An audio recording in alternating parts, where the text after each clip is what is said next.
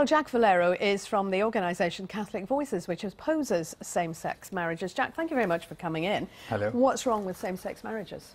Well, it's not a question of equality of gay rights, really. It's all about what marriage is and what it's for and why the government supports it. And as we've heard from Dr. Sentamo, marriage has been defined from time immemorial as the union of a man and a woman, a biological union, to form a family. And it's all about the next generation. It's about protecting that unique, irreplaceable environment for children to grow up in. Of course, children grow up in all sorts of environments nowadays through divorce and single parenthood and gay couples and so on. But there is an irreplaceable, unique environment for them to grow up with their own father and mother, if possible. And that's what the state supports by supporting marriage.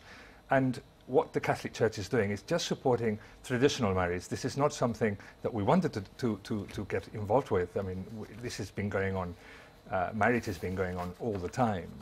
And this has just come up as, should we redefine marriage to include couples of the same sex?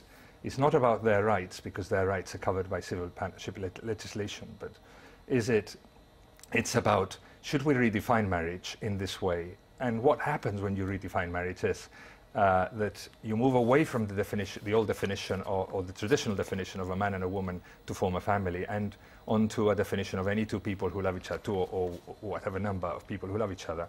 And in this new definition, children are irrelevant. So I think that can't be good for society. It doesn't make children irrelevant, though. Why would children be irrelevant in a new definition? Well, because that definition is not just affecting those people who take it up, but it affects all marriages, all our marriages are redefined. You know, when you look at countries where this legislation has been passed, and there's been 10 out of the 190 countries in the world, you can see that there have been moves to ban words like husband, wife, father, mother, because they are considered allegedly homophobic. So would you be happy if it was redefined but still had the husband, wife, father, mother? No, I think that since there are no more rights that people are going to get by calling their union marriage, I don't think is needed. I think marriage is something that works very well, and the government shouldn't interfere. Are we a bit out of touch, though, saying this? You talked about the different types of families and how things have changed so much. This has changed as well. Well, a Comres poll last week showed that 70% of British people don't want to change the definition of marriage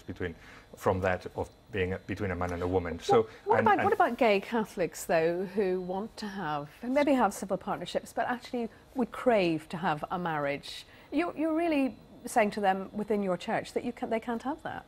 Well, some of them do, but in fact, if you ask around, most gay people don't want gay marriage. So it's like the country at large. This isn't something that people wanted. Cameron just, it wasn't in any party's manifesto. When we voted in the election. At the end of the day, it's personal choice. Would it not be better to have it there and say, if you want to take part in it, you can, and if you don't, you don't, and then everyone has a choice? Yes, but it isn't. It affects us all, doesn't it? If we change the definition of marriage, all our marriages are affected.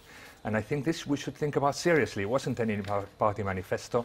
The people of Britain don't want it. So let's talk about it, by all means. But let's talk about it properly. Let's not rush into it. OK, Jack Valero, we do have to leave it there, but thank you very much. Thank you.